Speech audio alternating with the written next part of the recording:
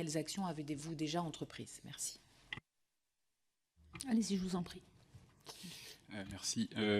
Alors, pour la FSU, moi je vais faire une réponse assez générale, mais parce qu'on est organisé avec des syndicats nationaux, donc en fait chaque syndicat national, même s'il y a une convergence dans le fonctionnement, peut avoir son propre fonctionnement spécifique.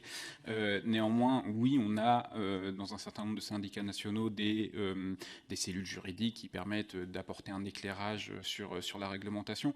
Le sujet central, il est celui d'être sollicité notamment par des personnels, essentiellement des enseignants, mais pas que, lorsqu'ils ont connaissance de situations et qu'ils ne savent pas comment agir, parce que le sujet il est posé essentiellement là-dessus, sur ces questions-là. C'est une difficulté qui est relevée à plusieurs reprises et ils sont un peu démunis pour savoir comment agir avec ça.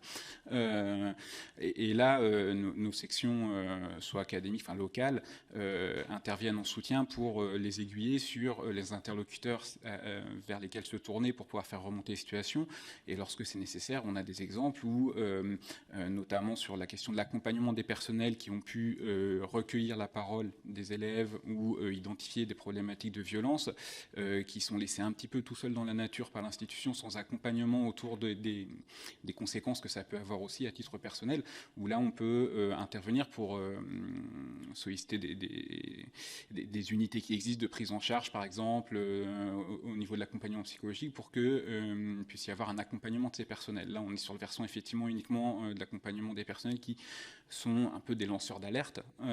Après, sur la question de aiguiller vers les interlocuteurs pour faire remonter les faits, faire en sorte qu'ils s'arrêtent et protéger les victimes, là, on intervient, nous, sous forme de conseil, d'une part, en aiguillant vers les procédures qui existent, et d'autre part, quand c'est nécessaire, en pouvant faire remonter, quand c'est quelque chose de plus systémique, par exemple, au sein d'un établissement, et qu'on voit qu'il n'y a pas de prise en charge de la situation par l'institution, on intervient à notre niveau en tant que représentant du personnel pour pointer du doigt la difficulté, la faire remonter au niveau des autorités de l'éducation nationale et s'assurer qu'il y ait une prise en compte des éléments qui sont remontés.